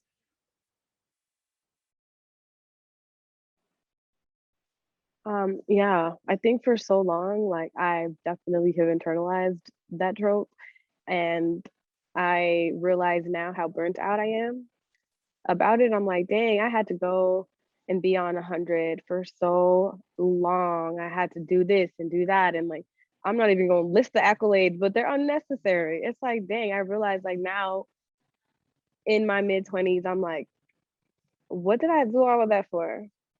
Why did I have to show up in a way that was so comfortable for everyone else but me?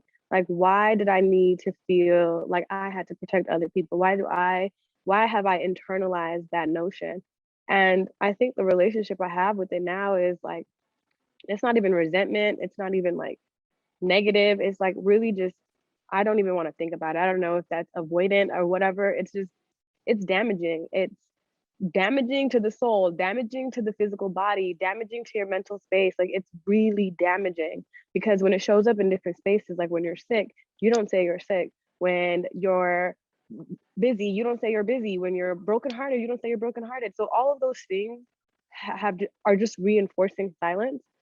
That notion reinforces silence. It reinforces white supremacy. It reinforces like continuously oppressing your identity. And I think it's important that other people take the time to learn that, because we can protect ourselves all we want from it, but the people that we interact with, our partners, our friends, our community members, our coworkers, don't. They haven't taken the time to learn that. And so they continue to perpetuate that and reinforce that in your daily life, which is unfair to you, but it's like also not your responsibility to teach people that. So it becomes really difficult, you know what I mean? When everyone else is still stuck in that mentality of normalizing the strong Black woman trope, and it's unfair. It's really damaging. And so I don't even know. I don't even know how to answer that question. Like, I don't know how I resonate with it. It's avoidant. It's negative. Yeah, I think it's negative. It's just like, I don't want to talk about it. I don't want that to be a part of my daily life. Yeah, I really felt that. Sorry. Oh, go ahead. No, go ahead. So sorry.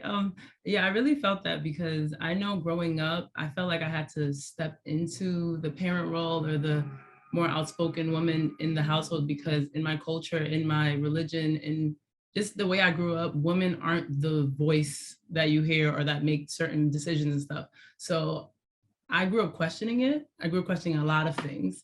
But then I also grew up when I got to the certain age where I could speak up and advocate for certain things. Like, you're not gonna, it's so many things. I was gonna go into details, but like, I felt like I had to be an advocate because I had to challenge certain thought processes. So when I realized I was doing that, and I think I did that to an extent that I overextended myself, because now, because I'm the outspoken person, now everyone's looking to me to be that advocate in every situation. And I think my intention initially was just to be like, hey, like, yes, we're women, we still have a voice in these decisions, these life-changing decisions. But I'm also trying to empower other people around me, whether that be relatives, other people in my space, to do the same thing. But because I was outspoken for so long, it's like, okay, you're the person that's going to do that. So I think that's when I started to have that like negative connotation around being that strong Black woman in certain spaces. And I definitely was like feeling like I was avoidant. I definitely like I went away. I was like, school, okay, we're going away. Like, I'm not even thinking about being in New York City. I'm not even thinking about anything. When I moved away to LA, I was like, let me go. Like, like it was very much like, let me be out of this, let me get out of these situations, because one, I'm gonna have that feeling of wanting to speak up, but I want to empower people to speak up as well. And it doesn't only have to be women, it's just anybody, but I just don't want it to always be like that patriarchal, traditions that we have. So that it's weird when it comes to being that strong Black woman. Like, when I hear that, I really love the term resilient, because yes, like, we can have things, but the strong Black woman like places so much reliance on, okay, this is the person that's going to do this, or you got this, versus being resilient and looking at everyone and being like, okay, you're all resilient, and who's going to step up to either address certain things or not, because it is okay to like just lay on the sidelines too. Yeah, and just to piggyback off that quickly, I just feel like, again, the term is really just oppressive because it doesn't allow us to really prioritize our wellness at all. Our voice, our needs, it's just like a back burner. And, to your point about like being a parentified child, for instance, that definitely, like, you get that thrown on you because you're a young Black girl and you're growing into a young Black woman or strong Black woman. So I just feel like the term is not something that is positive. I don't really see a way for us to really reframe it, especially coming from a media standpoint. It boxes us in a lot of different ways that disassociate us from those qualities that our white counterparts get as women. Like, white women are soft. They're just a whole different level of femininity, whereas we get the kind of masculine version of that. So, to your point, so much sits on our shoulders just because we're strong. But no, I deserve to be in a position where I can say no and I can prioritize my rest. And especially when you're unlearning a lot from my experience, I was parentified as well, and came from a really toxic household. I had to learn how, as an adult, to say no as an act of prioritizing myself, self-healing and my rest and all those various things. But it only came after I had to really unpack what it meant to be strong. And I think from a lot of our communities, like, being strong is tolerance. It's like you're tolerating what everyone is throwing at you. You're tolerating all the things that you should be saying no to. That's why we kind of live under this umbrella, because we're capable of upholding what is challenging for most, and I just feel like that's just unfair. So yeah. Okay, so it's so crazy because when I read this question, I was really surprised at what came up for me because, I'm so used to feeling so against that term, which I really truly still am. But what I came to realize as I went through, because the question brought up a lot, I was like, I wasn't expecting this to like bring up so many emotions, because it took me kind of through an entire tunnel of what it actually really means to me. What is a strong Black woman? And what I've come to the conclusion is, no, I don't resonate with that term and the narrative that's being portrayed by it, because that's not what strength looks like to me. What strength looks like is being vulnerable, is choosing myself, is saying no. That's all. It takes strength to show up and use my voice. That's strong. And the reason why when I was going through that is because I have women in my family who are strong, but I never identified them strong because of the traumatized stuff they put up with. That's not why they're strong to me. They're strong because they were able to be resilient in that and still show up and laugh and take care of themselves and have fun and dance. The women in my family are lively, honey. They dance, okay? So that's strong. Like, to be able to sit up there and go through the life journey that you're going through and still heal and still show up for others too. The way Black women show up for others and ourselves at the same time. Like, that is what strength is to me. And so, like I said, I went through a whole thing because at first I was like, well, what does it mean? And I don't resonate with the narrative that's being portrayed, what strong Black woman is, because that's not my narrative and that's not my family's narrative. And that's just not what strength is to me. So I think, and I don't think it's our job to go and try to change the narrative. I'm a Black woman, so I can live however I want to live in whatever way strength looks like to me. I don't have to sit up here and post about, oh, this is what a Black woman's strength looks like. That's for other Black women to decide for themselves.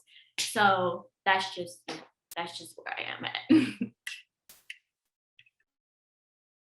You literally said a word. I loved all of that. And another thing that I really, really wanted to bring up before we change subjects is that as it relates to the strong Black women narrative, it really made me think about the fact that there are different ways to look at strength, and that the way that white supremacists have taken that word and used it to apply to a certain thing doesn't mean that everyone has to view that phrase that way. Like, just because strong Black woman doesn't feel good and doesn't resonate with me, I would never take that away from another Black woman who says strong Black woman does feel good to me, that does represent me, that is who I am. I would never take that away from her if that is who she says that she is, and that's what makes her feel empowered.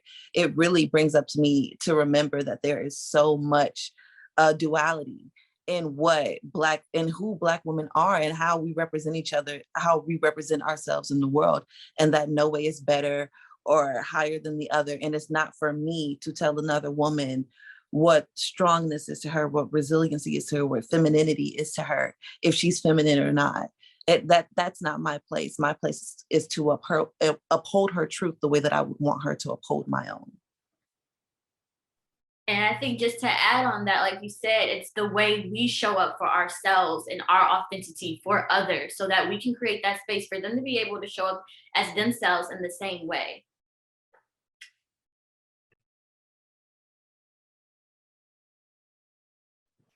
Wow, everything that everybody said, really, I feel it 1,000%. I feel like, yeah, I don't like it either. I feel like I wasn't directly told it, but I feel like everybody kind of assuming that I always had things handled and that I was always gonna like figure things out. Like, oh, you got it, you can figure it out, and not allowing me to kind of just be like a mess and be like, no, I really have no idea what I'm gonna do, and I'm really stressed out, and like really just sitting in that feeling. I feel like is another way that people can kind of like just like impose that on you and be like, yeah, no, you got it, you're strong. But I really agreed with what you said about just the different types of strengths as something that I didn't even think about, but you saying that really resonates with me a lot. So thank you for everybody's responses.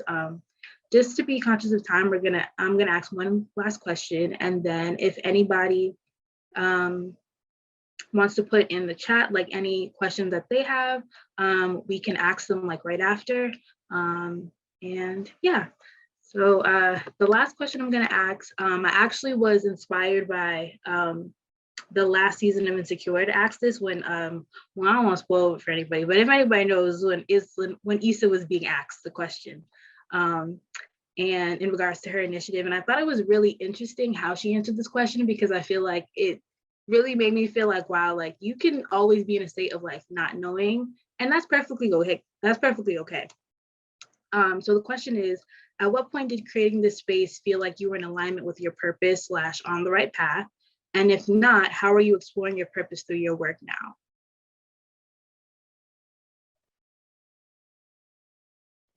I actually felt that I was aligned with my purpose, like the moment that I thought to create Zenith Wellness, like literally the moment that I thought of the name. It kind of, sometimes when I have ideas, it'll like the idea will literally, and that's how I know that it's not from me. I usually assume it's from my ancestors. When the idea comes to me and it's literally already formed. Like I didn't pick the colors. I didn't think about the name. It's like, I literally thought about the name and was like, this plus this, oh my God, that's it. And so when I thought of Zenith being the highest celestial point above you, and so you being at your highest peak of wellness, and thinking of that as being the foundation of what Zenith Wellness was, it literally felt like eureka. It felt like it was pulling together the things that I was trying to study in school, the things that I was learning on the streets, the things that my ancestors were sending me, the signs that I was getting when I went to the park. Literally, it felt like it was pulling together all different parts of my life. And so the whole time I've been kind of growing with Zenith, it's felt like it's been aligned. Now, has my whole life felt aligned in the last couple of years that I've been doing it? Absolutely not, which has kind of had me in and out of being as engaged as I wanted to be. But as far as Zenith, like being aligned with my purpose in life, I literally feel like I am here doing some of the things that God put me here for. I'm not doing all of them yet, but this is a part of it. I absolutely feel like this is a part of it. Just to piggyback off of that, I do feel like I'm slowly becoming aligned with my purpose. And I do feel like this platform helps me do that. But I think that, purpose can be purpose, but it can come through in so many different ways. There's not just one avenue for me to do it. And that's something that I've been learning about myself, because a lot of times I'll get tripped up in what that's supposed to look like. But as long as I understand that, no, this is my purpose, and it can look like so many different things. My purpose can be my purpose, and I can still, be doing like a whole 9 to 5. Like that's how I show up for my purpose. So I've been exploring that idea, but also just really trying to embody my purpose. I realized that in order to actually live it and to actually be aligned with it, there are attributes within myself that I have to embody. That is my purpose. And that's something that I've learned more recently and that I've really been trying to do, especially coming into this year, because I realized there's so many things that I've started and tried to do, but the materialization part of it has been a little bit difficult. And I think it just really comes from aligning myself and embodying those attributes of my purpose. What does it look like for me to become the person that lives in their purpose? Like, what are the certain values and attributes that I have to establish within myself in order to be that and do that? And that's what I've kind of been exploring. So I think I'm on the right path. I think it's just very explorative as of right now. I feel like that's definitely okay too, because when I started off Sunflower Psyche, it aligned perfectly with my purpose. And my purpose from when I started in 2018 is not the same now. And it's been changing because I'm changing. I've been growing. I'm also learning things about myself through Sunflower Psyche and vice versa. Like it's been like synonymous, like just growth, but literally like it's continuously changing. And I feel like it's because it's been aligned. Like you'll notice the differences in my posts, the differences in the things that I just focus on when it comes to like mental health milestones. There's times when I'm in therapy and I'm like, wow, like I never realized how far I've came. Like I never realized how far until you look back and you're like, wait, somebody else may need to hear this. And that literally aligns with the things that I like. I feel like that's a very big part of my purpose, is aligning with just like that mental health journey, because it's not linear. There are going to be dips. There are going to be very like highs and everything. And I need that to be shown and displayed, because we don't hear about it often. We don't talk about it. We don't have these candid conversations often. So it continuously aligns with my purpose in life. And yeah, like that, answering that just made me really happy, because I'm like, wow, I never really like thought about it in that light.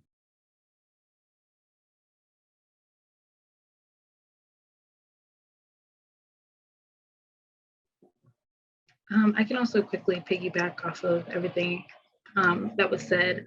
I feel like it's interesting because I feel like I said before, like I always knew what I wanted to do. I always knew I wanted to be a therapist, and I was like, maybe I want to, do a little research. We'll see. But it was kind of just like running the chocolate project, be a therapist, and maybe write some poetry. We'll see. And that was kind of what I wanted to do. And I feel like now I'm in a space where I'm realizing that starting the chocolate project is actually like the most like, I don't want to, how do I say this? Kind of like it is like my purpose, and it's the most like, it's like the one thing in my life I feel like that has been defined as my purpose.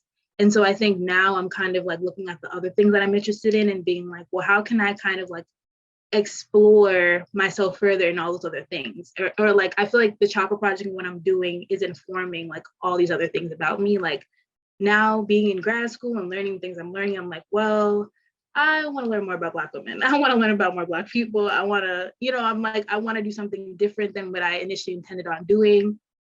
And I'm like, well, maybe I want to do something with art. Maybe I want to be an art therapist. Like now I'm kind of being like, I don't know, I feel like the Chocolate Project is a perfect kind of expression of like my interest in mental health, my interest in like art and creativity, and then also my interest in Black women. And I feel like now I'm realizing that those are the three central things that I want to do in all parts of my life. And so now I'm trying to figure out what that looks like and how I can kind of continuously learn about those things in school.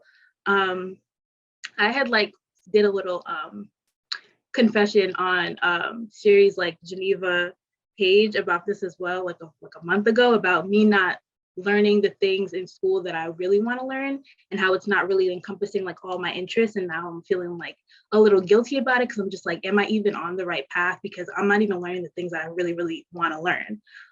And I feel like that's kind of the state that I've been in. And so now I'm kind of trying to just restructure things to kind of make things align with the things that I really want to do so that like I'm more excited about like my academics and like really just kind of widening like what the possibility of like future careers looks like, and not being so like it has to look like this because this is what I decided like 5 years ago and that's all I could do. Yeah, I remember that post on Geneva, and I just remember feeling like that's how I felt like for so long, and I still feel like I feel like that. And whenever somebody would ask me like, what's your purpose in life or what do you want to do, I would literally, it would grind my gears. I would be so upset. I'd be like, I don't know. So why are you making this? Like, why are you asking me that? I don't want to answer that question. And the reason I felt so intimidated by that question was because I was such a multidisciplinary like person. I had so many different avenues to try to be succinct and answer that question in one sentence was such a disservice to the complexities of my being. I was like, I can answer that question right now in regards to school, in regards to this, in regards to that, but like to my overall purpose in life, I feel like it's still such a battle for me to answer. But I remember when you posted that, Liv, and I was like, dang, like the song, what was it? I think it's J. Cole. He says, girl, let me not quote J. Cole right now. But I think he mentioned something like, you came a long way, but you went the wrong way. Oh my gosh, that was like, I would be so angry every time I heard that, because I was like, dang, what if I'm on the wrong path? Like, what if I'm not going the right way? What if I'm not? And that would just like make me really sad, because everybody, if you're a painter, you have your purpose in life. If you're a musician, you have your purpose in life. If you're this, you have your whatever. But for me, it was so difficult for me to answer that because I did not know. And in school, that just reinforced it, because I majored in biology. And I was like, I'm gonna be a doctor. 4 years after that, I moved to New York. I'm like, no way, I'm not doing that. So it's like, right now I'm apologizing to myself for trying to like, meet this, I don't know, unexpected, this high expectation that other people placed on me that I didn't place on myself. And so it's really unfair, but I feel like I'm still on the pursuit of alignment, and I'm getting there. And whatever that means, alignment means for me, it's just if it makes sense. If it makes sense for who I am, what I want to do right now. If that means I'm juggling 3 things, that's fine with me. That has nothing to do with somebody else. What they're doing is just projecting what they feel like makes sense and what they have internalized to be one field, to be one career, to be a 9 to 5, whatever that is for them. You know what I mean? But it's not for me. And so I think connecting that to city, the first time I felt like, yes, I'm doing this for a minute. I'm doing this for a long time. This feels aligned and good to my soul.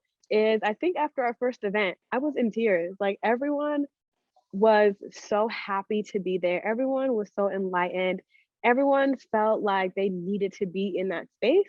And then when I realized like this shit is lit was when I went to a friend's Instagram page and I saw all the mutuals and it was everybody from that event. And I was like, this is so cute. Like this is literally what I want to do. I want to continue creating these spaces. I want to continue empowering people who look like me.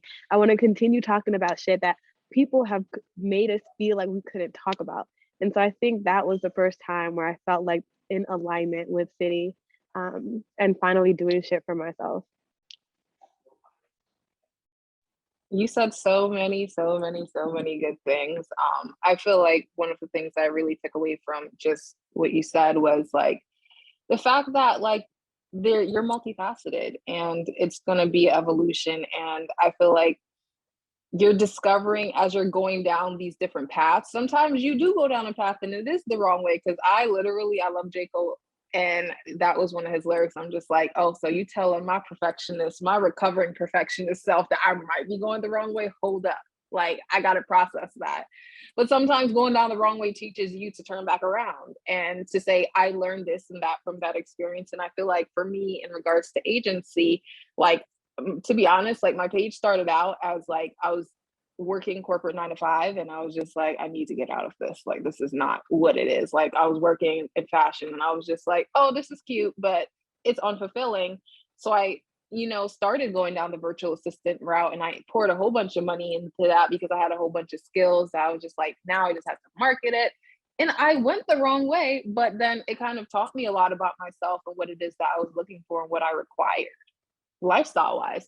So I think that it's accepting that in different years and different pockets of your life, you're going to use different gifts that you have too. And I feel like for me, my first discovery of wanting to really dedicate my time to not only being a Black woman, but learning about us in such a robust way was when I did my senior paper for college. I literally wrote 70 pages about media tropes. And that's when I was exposed to like the strong Black woman or the Jezebel and all these various ideas around us. And I was just like, something needs to happen here. And then as I was on my healing journey, that was the first pocket of how I got to agency. As I was on my healing journey, I started going to Barnes and Nobles, reading a whole bunch of psychology books. And I was just like, how do people not know this? And I feel like together, those two separate ideas and experiences have come together to like allow me to share my process and what I go through and just the knowledge that I've gained. So I feel like that's kind of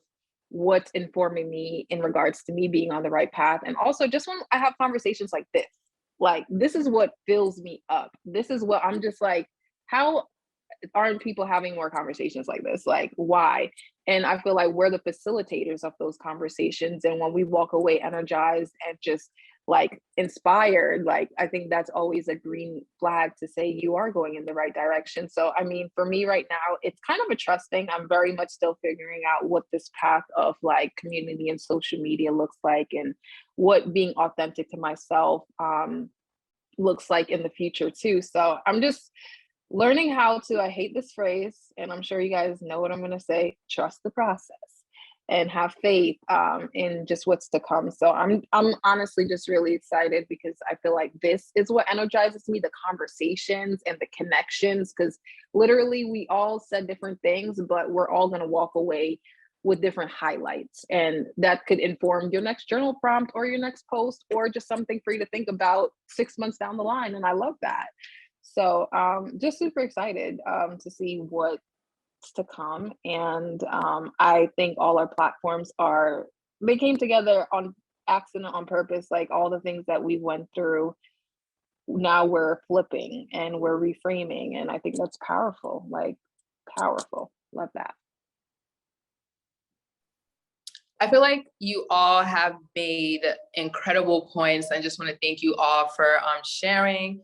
And I just want to add on by saying that this year I am giving myself the permission to explore which I feel like I've never done.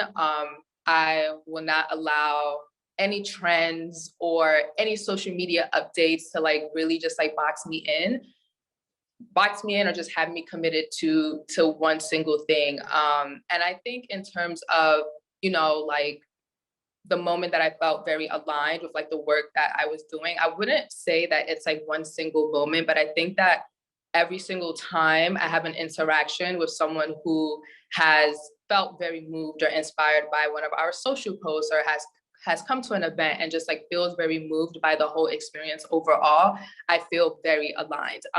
And I know I shared earlier on that, you know, last half of 2021, I literally did not post on Jalo Studios. And I was just like, I'm just not in a place to create right now. And I'm going to honor that. And yes, I feel guilty, but it is what it is.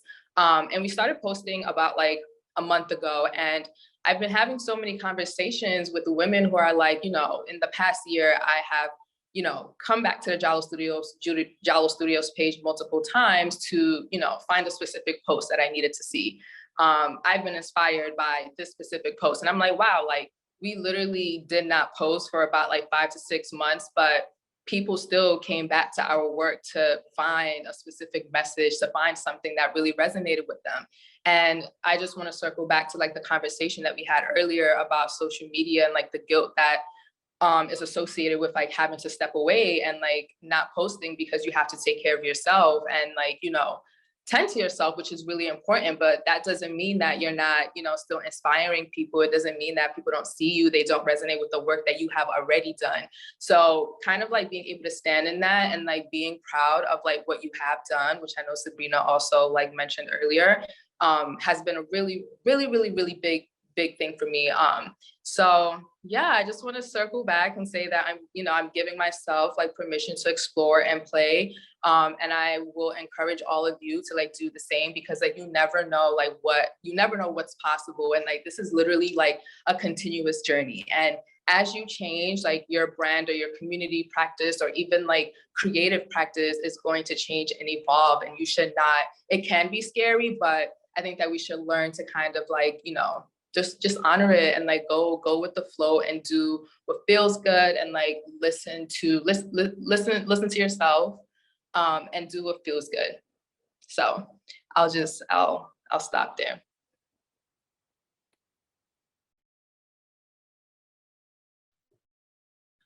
Thank you all so much for sharing. And I feel like I definitely resonated with what everybody said. And what else was I gonna say? Wow, I feel like the thoughts just come and go. But yeah, I feel like, yeah, everything that everybody said really hit home, especially like the giving yourself kind of like the space to explore. I think that definitely is the type of energy that I really want to be on, and really just like seeing what I'm capable of. I think that's really what it is, like, and really surprising myself at like what I can do and what I can produce, and kind of how I can show up for myself has been really like big.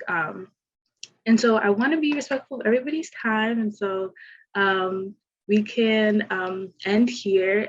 This is an amazing conversation. Thank you all so much for being here and just sharing you all's thoughts. I definitely left with some takeaways and things I'm going to really like think about after this. And so before we kind of go, everybody can kind of just go around quickly and say where people can kind of keep up with you all's work. Or anything that you have coming up for the new year. You can plug anything that you want. And yeah.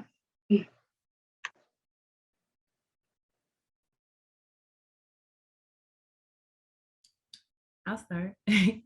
Hello, everyone again. I'm Nty, the founder of Sunflower Psyche. You can add me on the gram, Sunflower Psyche. I also am a part of a podcast. It's called Coffee and Tea Pod with Asia and Robin.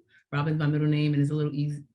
I hate saying this, it's easier to digest because a lot of people don't know how to pronounce my name when they see it. But yes, Nty, if you are familiar with me. And yeah, just follow me. Let me know that you were a part of this awesome conversation, and we can chat later.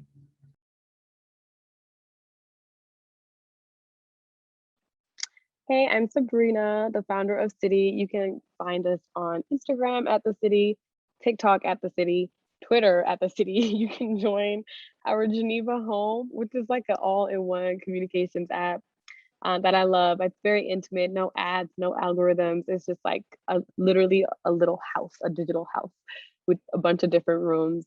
I think you can find the link to that on our Instagram. Yep, the link is in the bio. So my name is Felicia, and I head up Agency by Felicia, and you guys could find me on Instagram. I am still in the brainstorming process, letting everything flow to me. So I'm sure I have some amazing things coming down the pipeline that I will announce when it's available. But definitely feel free to follow me, and definitely send me a DM, say hello. I'm all about connecting with like-minded people, so I'm excited. Hello again, everyone. I am Tierra Latrice, and the founder of PageWorthy. You guys can find me on Instagram at PageWorthy, but you can also follow my personal page because I do a lot of my yoga and like astrology and tarot. I have a very spiritual side of myself.